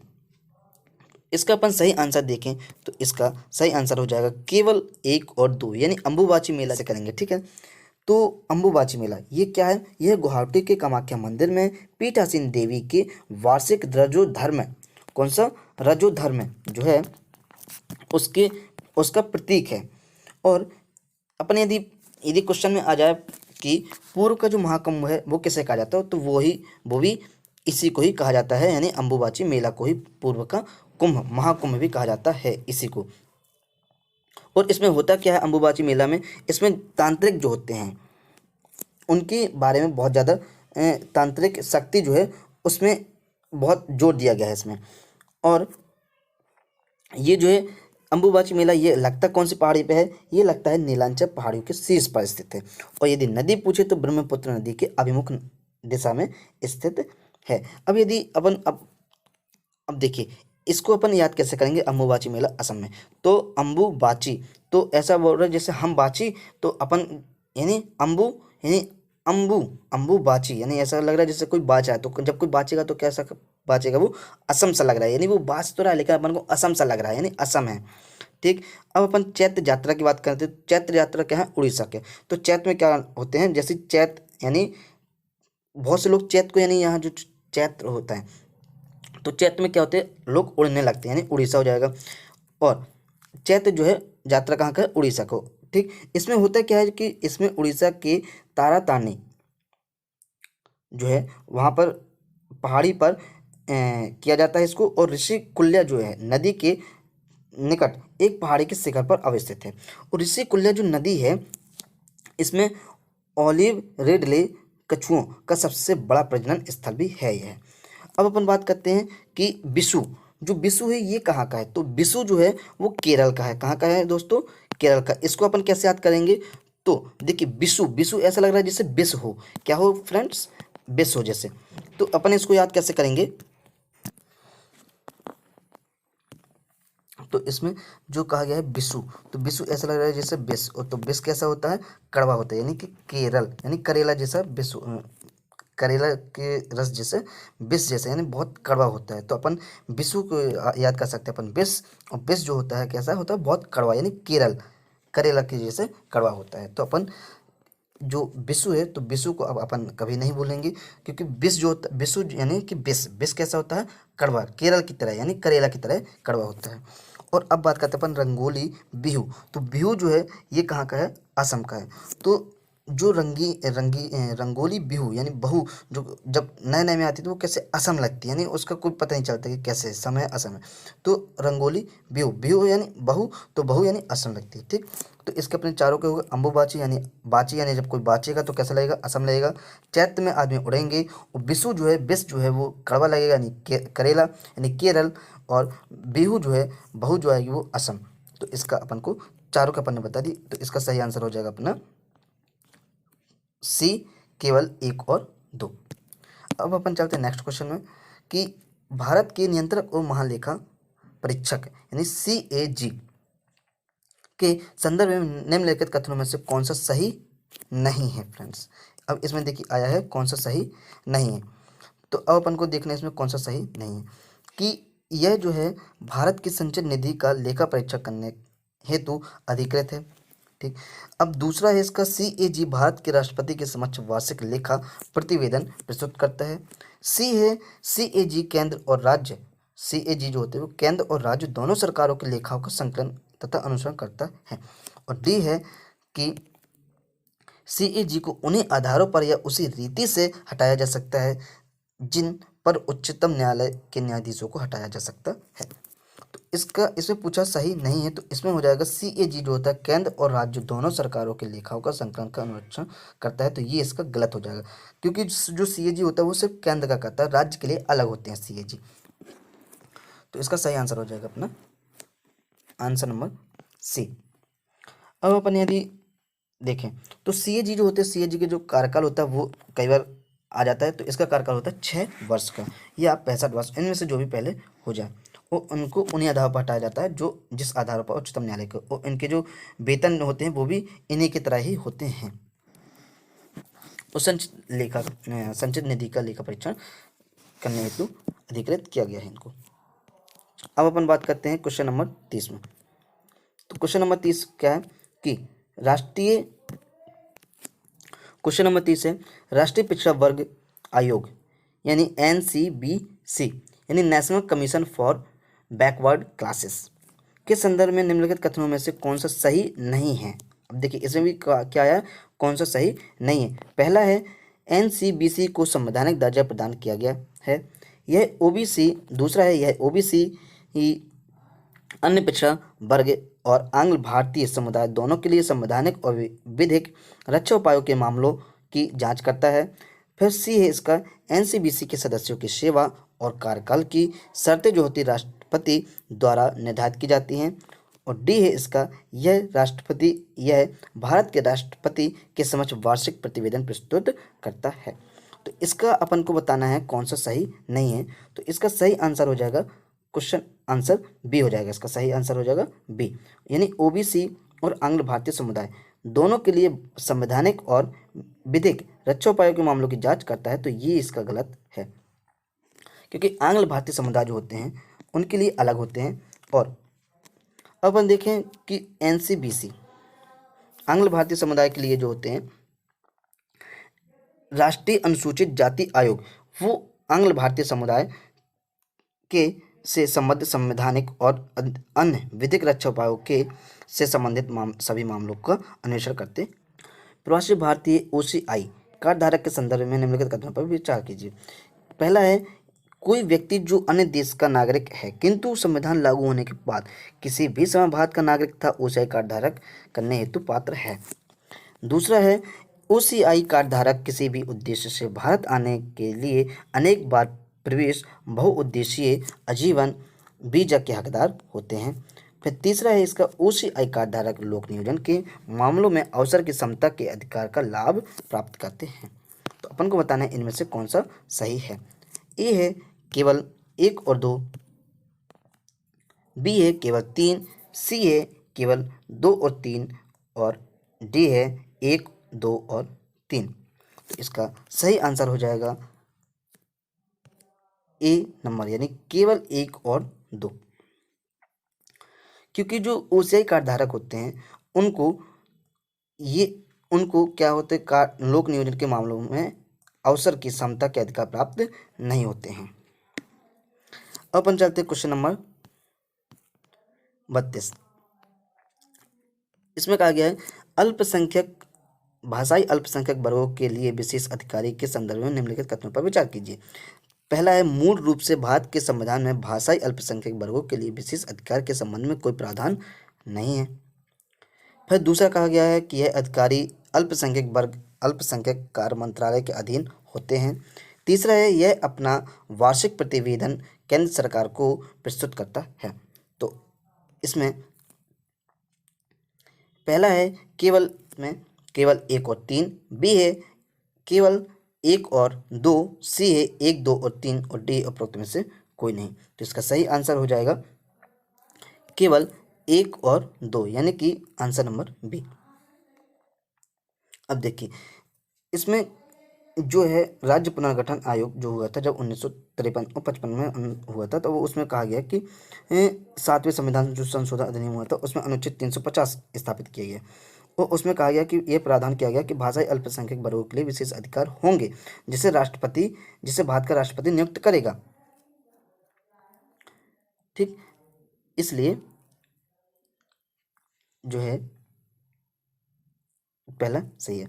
अब यह अधिकारी अल्पसंख्यक कार्य मंत्रालय के अधीन होगा, ये भी सही है, लेकिन ये वार्षिक प्रतिवेदन प्रस्तुत करेगा ये नहीं कहा गया है, इसका कोई उल्लेख नहीं किया गया है। अब अपन चलते हैं क्वेश्चन नंबर 33 में। किसी देश के संविधान और राज्य व्यवस्था के संदर्भ में निम्नलिखित कथनों में से कौन सा सही है या है। पहला है संविधान जो है किसी क्षेत्र में निवास करने वाले व्यक्ति के मध्य परस्पर संबंधों के साथ साथ व्यक्ति और सरकार के मध्य संबंध को भी निर्धारित करता है। दूसरा है यह आवश्यक नहीं है कि ऐसे सभी देश में जहां संविधान लागू है वहां लोकतांत्रिक शासन व्यवस्था जो है विद्यमान हो। तीसरा है संविधान द्वारा सरकार की शक्तियों की सीमाएं निर्धारित की जाती हैं। तो इसका सही आंसर अपन को बताना है केवल 1, केवल 2 और 3 या 1, 2 और 3, केवल 1 और 2। ऑप्शन नंबर सी, यानी 1, 2 और 3 तीनों। तो उसमें कहा गया है कि यही संविधान की दूसरी अनुसूची निम्नलिखित में से किन की परिलब्धियों एवं विशेष अधिकारों से संबंधित हैं? तो ए है इसका राज्य विधान सभाओं के अध्यक्ष, बी है प्रधानमंत्री, डी है उच्च न्यायालयों के न्यायाधीश और चौथा है लोकसभा में विपक्ष का नेता। तो इसके सही उत्तर को अपन को बताना है केवल 1 और 3, बी है केवल 1, 3 और 4, सी है केवल 2 और 4, डी है केवल डी जो है 1, 2, 3 और 4 है। इसका अपन को सही आंसर बताना है तो वो होगा इसका केवल 1 और 3, यानी कि आंसर नंबर ए, राज्य विधानसभा के अध्यक्ष और उच्चतम न्यायालय के न्यायाधीश। तो अब अपन बात करते हैं इसमें क्या आया है कि दूसरी अनुसूची। तो अपन को बताना है कि दूसरी अनुसूची अपन को पता होनी चाहिए उसमें क्या क्या वर्णन किया गया है। तो भारत की जो दूसरी अनुसूची उसमें कहा गया है कि भारत का राष्ट्रपति होगा, राज्यों में राज्यपाल होंगे, फिर लोकसभा का अध्यक्ष और उपाध्यक्ष के बारे में कहा गया है, फिर राज्यसभा के सभापति और उपसभापति के बारे में कहा गया है, फिर राज्य में भी कहा गया है उच्चतम न्यायालय के न्यायाधीशों के बारे में और उच्च न्यायालय के न्यायाधीश और भारत के नियंत्रक महालेखा, जबकि प्रधानमंत्री और प्रत्यक्ष के बारे में नहीं कहा गया है। अब यदि अपन देखें तो पहले क्या था कि दूसरी अनुसूची के भाग बी में जो है निर्दिष्ट किया गया था कि प्रधानमंत्री और अनुमंत्रियों के लिए मूल परिश्रमिक संविधान इसमें, लेकिन फिर इसको क्या किया बाद में इसको निरस्त कर दिया गया। और इसी प्रकार विपक्ष के नेता जो है से संबंधित प्रावधान जो है संसद में विपक्षी नेता वेतन और भत्ता जो है अधिनियम 1977 यानी समान वेतन यानी 7-7, विपक्ष भी अब चलेंगे 7-7 यानी विपक्ष का क्या हो गया 77। तो विपक्ष के बारे में हो गया अपन को 1977। चलिए तो अब अपन चलते हैं क्वेश्चन नंबर 35। उच्चतम न्यायालय निम्नलिखित में से किसके या किनके उल्लंघन के आधार पर किसी विधि को शून्य घोषित कर सकता है? पहला है मूल अधिकार, राज्य के नीति निर्देशक तत्व, मूल कर्तव्य। तो पहला है ए नंबर है केवल 1, बी है केवल 1 और 2, सी है केवल 2 और 3, डी है 1, 2 और 3। तो इसमें कहा गया है कि किसके उल्लंघन पर, तो सिर्फ और सिर्फ मूल अधिकार, यानी कि इसका हो जाएगा ऑप्शन नंबर ए केवल 1 यानी मूल अधिकारों के बारे में कहा गया है। तो अब अपन देखें कि उच्चतम न्यायालय और उच्च न्यायालय जो होते हैं रिट भी जारी कर सकते हैं, जिनमें से सबसे अधिक जो अधिकार होते हैं वो उच्च न्यायालय को होते हैं, शक्ति जो होती हैं। तो अब इसमें बोला क्या गया है मूल अधिकार। तो मूल अधिकार के बारे में अपन देखते हैं कि अनुच्छेद 13 में प्रावधान किया गया है कि किसी भी मूल अधिकार के असंगत या उनका अल्पीकरण करने वाली सभी विधियां शून्य होंगी। दूसरे शब्दों में यदि अपन देखें तो न्यायिक समीक्षा के सिद्धांत का प्रावधान करता है। यह शक्ति जो है उच्चतम न्यायालय को अनुच्छेद 32 यानी 3(2), अभी अपन ने पहले बात की थी इसकी, उच्चतम न्यायालय कितने में है यानी 226 में उच्चतम न्यायालय। इसमें करते हैं नेक्स्ट क्वेश्चन। अब देखिए क्वेश्चन नंबर 36 से निम्नलिखित युग्मों पर विचार कीजिए, वाद और निर्णय।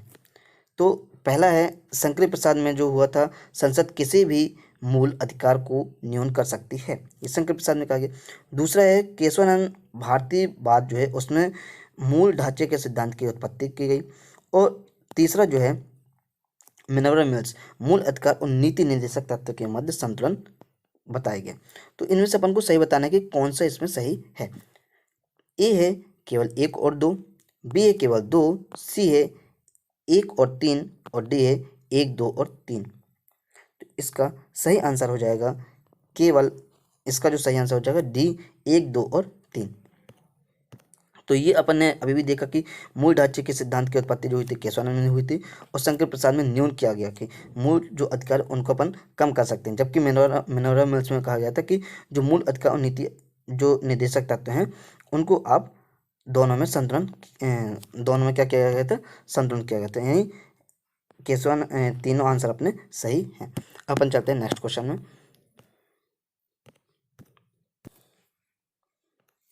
क्वेश्चन नंबर 37 है कि निम्नलिखित कथनों पर विचार कीजिए। पहला है सशस्त्र बलों के सदस्यों के मूल अधिकारों को प्रतिबंधित करने वाली विधि निर्माण की शक्ति केवल संसद में निहित है। दूसरा है मानव दुर्व्यापार और बलात्श्रम के संबंध में विधि निर्माण की शक्ति जो है संसद और राज्य विधानमंडल दोनों को प्राप्त है। तो इनमें से अपन को बताना कौन सा सही है, केवल एक, केवल दो, एक और दो दोनों, और ना तो एक और ना ही दो। तो इनमें से सही आंसर हो जाएगा आंसर नंबर ए, केवल एक, क्योंकि सशस्त्र बलों के सदस्यों के मूल अधिकारों को प्रतिबंधित करने वाली जो विधि निर्माण की शक्ति है वो केवल संसद पास ही है।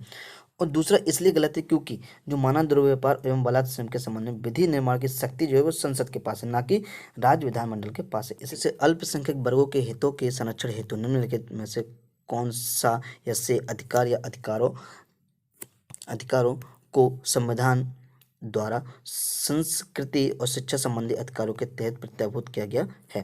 पहला है अपनी रुचि के शिक्षा संस्थानों की स्थापना और उनके प्रशासन का अधिकार, अपनी भाषा, लिपि या संस्कृति को सुरक्षित रखने का अधिकार। तीसरा है बच्चों को अपनी भाषा में शिक्षा प्राप्त करने का अधिकार। तो इसका अपन को सही आंसर बताना है। क्वेश्चन आंसर नंबर यानी ऑब्जेक्ट ए है कि केवल एक और दो, बी है केवल दो और तीन, सी है केवल एक और तीन, डी है एक, दो और तीन। तो इसका सही आंसर हो जाएगा हमारा आंसर नंबर डी, केवल आंसर नंबर डी, एक, दो और तीन। 39, भारतीय संविधान में निम्नलिखित हेतु आपात की उद्घोषणा वाक्यांश का प्रयोग किस यानी वाक्यांश का प्रयोग किया गया है, किस में किया गया है? केवल राष्ट्रीय आपात में, केवल राष्ट्रपति शासन में, केवल वित्तीय आपात में, या राष्ट्रीय आपात और राष्ट्रपति शासन में। तो जो आपात शब्द है इसकी उद्घोषणा की गई है केवल राष्ट्रीय आपात में। तो इसको यदि अपन देखें तो देखिए अनुच्छेद जो है 352 में आपात की उद्घोषणा की गई है।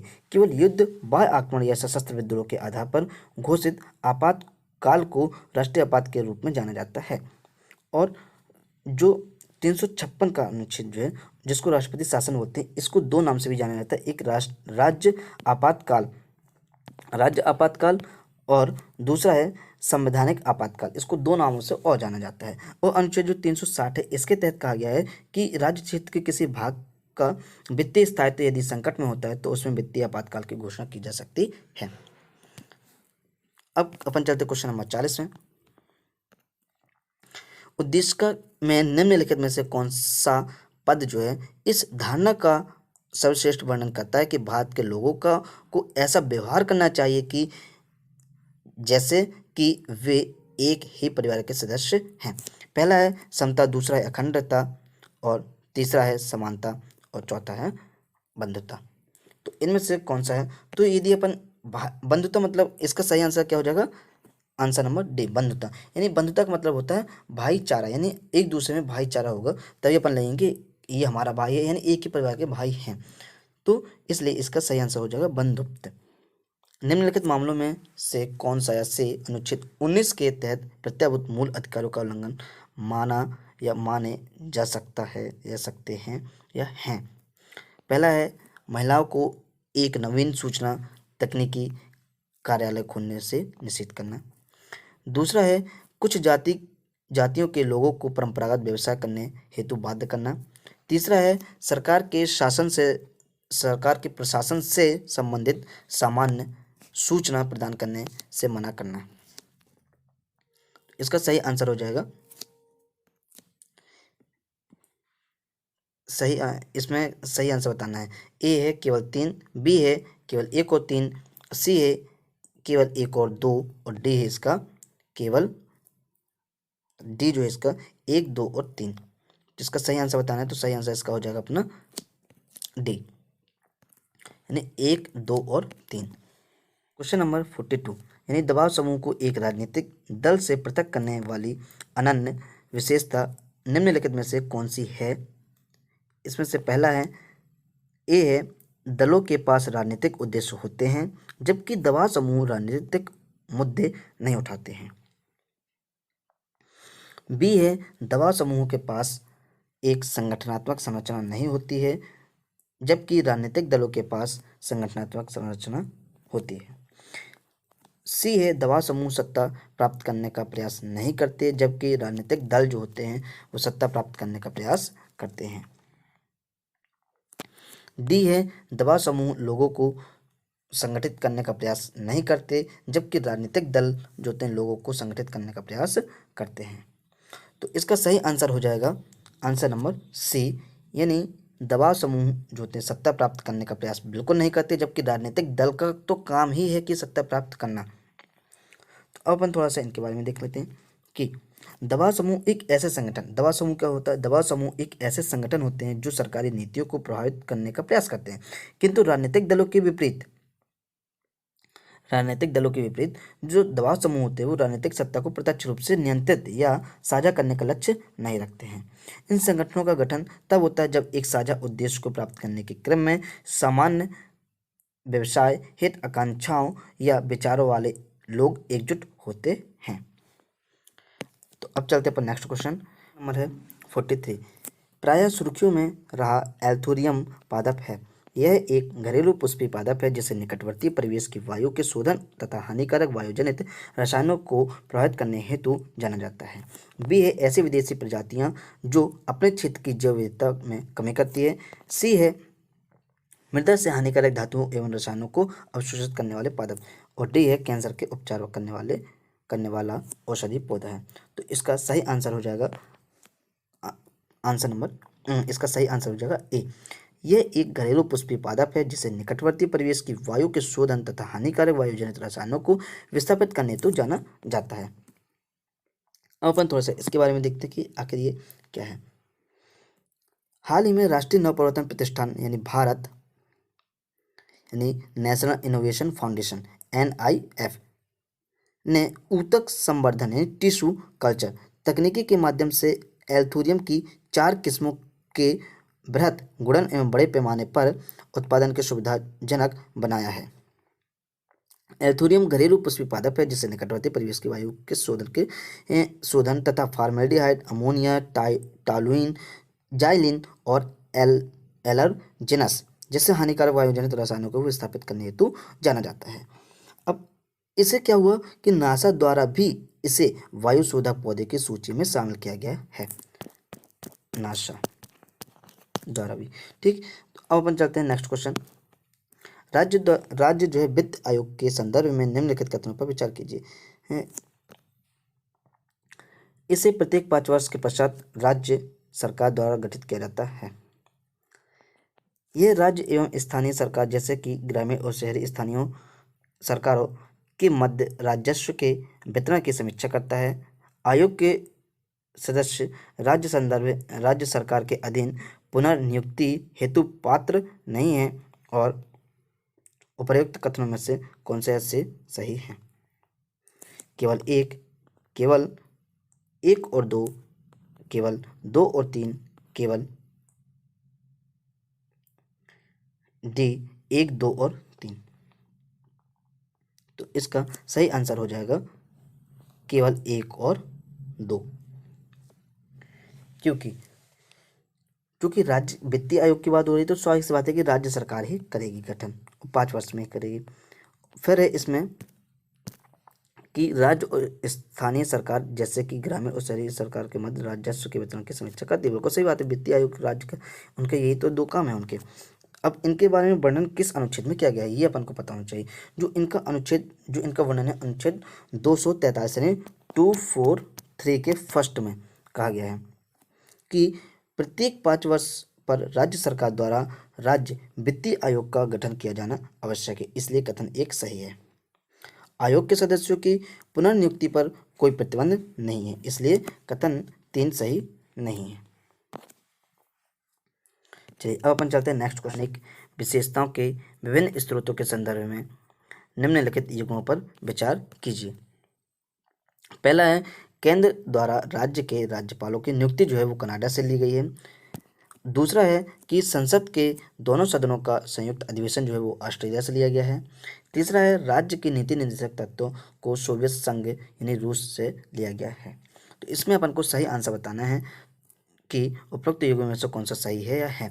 पहला है ए नंबर है केवल 1 और 2, बी है केवल 2 और 3, सी है केवल 1 और 3 और डी है 1, 2 और 3। तो अपन को इसमें सही आंसर बताना है, तो इसका सही आंसर हो जाएगा आंसर नंबर ए,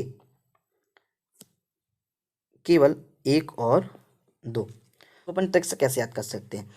पहले तो बताया गया कि केंद्र सरकार यानी केंद्र राज्य केंद्र द्वारा राज्य के राज्यपालों की नियुक्ति जो कनाडा करता है। ठीक है, कैसे अपन याद करेंगे, देखिए का से क्या आ गया अपना, केंद्र आ गया, और का से ही कनाडा आ गया, खत्म। फिर दूसरा है संसद के दोनों सदनों की संयुक्त अधिवेशन। तो संयुक्त अधिवेशन यानी अपन दो लोगों को इकट्ठा कर रहे हैं, तो अपन को क्या लगी रहेगी, आस लगी रहेगी, क्या कि दोनों लोग इकट्ठे हो रहे हैं, तो यानी कुछ अच्छा ही होगा, यानी अपन को आस लगी अंदर से कि नहीं बिल्कुल अच्छा ही काम होगा क्योंकि दोनों लोग लगे हुए हैं। तो एक तो ये। अब राज्य के नीति निर्देशक तत्व, ये सोवियत संघ से नहीं लिया गया है बल्कि ये आयरलैंड से लिया गया है। तो इसको अपन कैसे याद करेंगे, राज्य की नीति निर्देशक तत्व।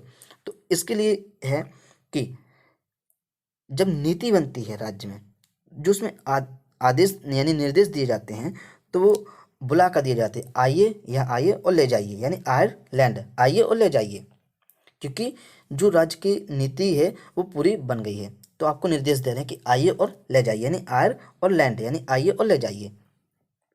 तो ऐसे फ्रेंड्स, यदि आपको जो मूल अधिकार हैं, जो स्रोत हैं, कहाँ से कौन से अधिकार लिए गए हैं, यदि आपको उस टॉपिक पर आपको पूरी वीडियो चाहिए तो आप कमेंट करके जरूर बताएं, तो मैं उस टॉपिक पर आपके लिए वीडियो जरूर बनाऊंगा।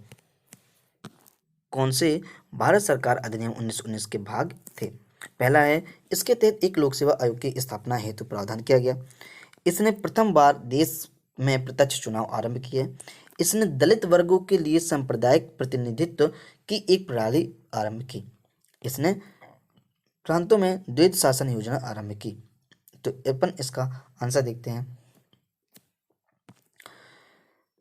ए नंबर है 2 और 3, बी है 1 और 3, और सी है 1 और 4, जबकि डी है केवल 1, 2 और 4।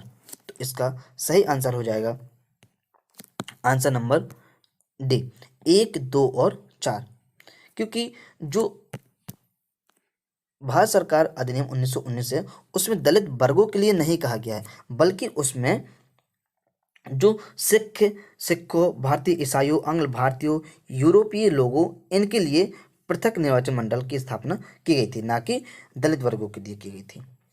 तो इसलिए ये आंसर गलत हो जाएगा। अपन चलते हैं क्वेश्चन नंबर 47 में। हाल ही में सुर्खियों में रहा किस्सा ख्यानी बाजार नरसंहार निम्नलिखित में से किस आंदोलन से संबंधित है। तो खुदाई खिदमतगार, बी है पुनप्रा वायलर, सी है स्वदेशी आंदोलन, डी है भारत छोड़ो आंदोलन। तो इसमें देखिए इसका सही आंसर तो हो जाएगा कि खुदाई खिदमतगार। तो इसको अपन कैसे याद करेंगे, देखिए किस्सा क्या है, किस्सा ख्यानी बाजार क्या है, ख्वानी बाजार। तो खा से ख्वानी और खा से खुदाई खिदमत, तो खा दोनों में आ रहा है, तो बिल्कुल सिंपल आंसर। संघ लोक सेवा आयोग यूपीएससी के संवैधानिक प्रावधानों के संदर्भ में निम्नलिखित कथनों पर विचार कीजिए। पहला है, भारत का संविधान जो है यूपीएससी की सदस्य संख्या को विनिर्दिष्ट करता है। फिर दूसरा है, यूपीएससी के अध्यक्ष एवं सदस्यों की सेवा की शर्तें जो हैं को निर्धारित करने हेतु संविधान द्वारा भारत के राष्ट्रपति को अधिकृत किया गया है। फिर पदच्युत और पदच्युति के तरीके का आधार संविधान में विनिर्दिष्ट। आंसर बताना है। ए है केवल 1 और 2, बी है केवल 2 और 3, और सी है 1 और 3, जबकि डी है 1, 2 और 3। तो इसका सही आंसर हो जाएगा केवल 2 और 3। अब देखिए, अब अपन थोड़ा सा यूपीएससी के बारे में देखते हैं कि किस अनुच्छेद में इसका आगे वर्णन किया गया है। अब देखिए, भारतीय संविधान का अनुच्छेद 315 कहता है कि संघ लोक सेवा आयोग का प्रावधान करता है, ठीक, जो कि एक स्वतंत्र संवैधानिक निकाय है तथा भारत का एक केंद्रीय भर्ती अभिकरण भी है, जो कि सभी को पता है। अब भारतीय संविधान के अनुच्छेद 316 में कहा गया है कि यूपीएससी में भारत के राष्ट्रपति द्वारा नियुक्ति एक अध्यक्ष और अन्य सदस्य शामिल होते हैं। हालांकि संविधान में आयोग की सदस्य संख्या को विनिर्दिष्ट नहीं किया गया है, इसलिए ये आंसर अपना गलत हो जाएगा। इसे राष्ट्रपति के विवेक पर छोड़ दिया गया है, इसलिए अपना कथन एक सही नहीं है। अब आगे बताया गया है कि इसमें जो सदस्य की अर्हता है वो कम से कम राज्य या केंद्र में जो काम कर रहे हैं उसमें कम से कम 10 वर्ष का उनके पास अनुभव होना चाहिए, तभी वो सदस्य या अध्यक्ष बनने योग्य कहलाएंगे। संविधान जो होता है राष्ट्रपति को आयोग के अध्यक्ष और अन्य सदस्यों की सेवा की शर्तों को निर्धारित करने हेतु अधिकृत करता है। और जो आयोग होता है इनका जो कार्यकाल होता है वो 6 वर्ष का होता है या 65 वर्ष होता है, जो अध्यक्ष होते हैं उनका। और पदच्युत जो है वो राष्ट्रपति द्वारा ही किया जाता है। यानी इसमें संविधान में उपबंधित रीति से राष्ट्रपति द्वारा इनके कार्यकाल की समाप्ति से पूर्व भी पदच्युत किया जा सकता है, इसलिए कथन सी सही है। अपन चलते हैं 49। विशेष अधिकार रिटों के संदर्भ में निम्नलिखित कथनों पर विचार कीजिए। अब देखिए, निजी और सार्वजनिक प्राधिकरणों के विरुद्ध रिटें जारी की जा सकती हैं। दूसरा है, उच्चतम न्यायालय की तुलना में उच्च न्यायालय का क्षेत्राधिकार अधिक होता है। तो उसमें से अपन को सही आंसर बताना है। ए है केवल एक, बी है केवल दो, सी है एक और दो दोनों, और डी है ना तो एक और ना ही दो। तो अपन को इसमें सही आंसर बताना है। तो इसका सही आंसर हो जाएगा अपना आंसर नंबर सी, एक और दो दोनों। अब देखिए, अब इसमें कहा क्या गया है कि जो रिटें हैं वो दोनों के लिए होती है, निजी और सार्वजनिक के लिए होती है। इस वीडियो का ये लास्ट क्वेश्चन है। नागरिकता अधिनियम 1955 के तहत नागरिकता के अर्जन के संदर्भ में निम्नलिखित कथनों पर विचार कीजिए। नागरिकता अधिनियम 55, तो देखिए फिर से इसमें आ गया नागरिकता अधिनियम 55। तो अपन इसको याद कैसे किए थे, जो बच्चे होते हैं बचपन में उनको बताया जाता है कि नागरिक बहुत अच्छे होते हैं। ये अपन को लेकिन कब पता चलता है, जब अपन 55 के हो जाते तब नागरिक को पता चलता है कि आखिर नागरिकता क्या कहलाता है। नहीं, बचपन से 55 जब आ गए तब अपन को पता चला नागरिकता क्या कहलाता है। ठीक है, ये तो अपन ने देख लिया था। अब इसमें कहा गया है कि भारत के पदस्थ विदेशी राजनयिकों के बच्चे जन्म से भारतीय नागरिकता प्राप्त कर सकते हैं। और फिर दूसरा है, यदि कोई विदेशी राज्य क्षेत्र भारत का भाग बनता है तो क्षेत्र के सभी निवासी स्वतः ही भारत के नागरिक बन जाते हैं। तो इसका सही आंसर अपन को बताना है। इसमें पहला कहा गया है कि केवल एक, दूसरा है बी है केवल दो, सी है एक और दो दोनों, डी है ना तो एक और ना ही दो। तो इसका सही आंसर हो जाएगा कि answer number D, answer number D हो जाएगा इसका सही आंसर, कि ना तो एक और ना ही दो। तो अब अपन देखें कि आखिर ये जो गलत है ये क्यों है। देखिए, भारत में पदस्थ विदेशी राजनयिकों और शत्रु देश के नागरिकों के बच्चे जो हैं जन्म से भारतीय नागरिकता प्रदान नहीं कर सकते हैं। यदि हालांकि वो विदेश के हैं लेकिन वो भारत में रह रहे हैं, तो इसका मतलब ये तो नहीं है कि भाई आप नहीं यहाँ पे जन्म हुआ या फिर कुछ भी हुआ तो बस आप भारत के ही नागरिक हो गए यदि आप भारत में काम कर रहे हैं, नहीं। और इसी प्रकार जो विदेशी राज्य क्षेत्र है उसके लिए भी यदि विदेशी राज्य क्षेत्र जो है भारत का राज्य क्षेत्र यदि बनता है तो उसके लिए संविधान संशोधन होगा, उनके लिए अनुच्छेद बनेगा, तब कभी वो भारत के नागरिक होंगे। और इसके लिए अपन देखते हैं कि यदि कोई विदेशी क्षेत्र भारत का भाग बन जाता है तो भारत सरकार उस राज्य क्षेत्र के लोगों को विनिर्दिष्ट करती है कि वे भारत के नागरिक होंगे। इस प्रकार के व्यक्ति अधिसूचित तिथि से भारत के नागरिक बन जाते हैं। उदाहरण के लिए जब पांडिचेरी में हुआ था कि भारत का एक भाग बन गया था, जब बना था तो भारत सरकार ने नागरिकता अधिनियम 1955 के तहत नागरिकता आदेश 1962 अपन ने जारी किया था। अब इसी प्रकार है, केंद्र सरकार एक आवेदन करने पर किसी भी व्यक्ति को यदि वह भारतीय मूल का व्यक्ति है और जो पंजीकरण हेतु आवेदन करने से पहले 7 वर्ष से भारत में सामान्यतः से निवास कर रहा है तो वो भारत के लिए तो भारत के नागरिकता के रूप में पंजीकृत कर सकती है। इसलिए कथन दोनों गलत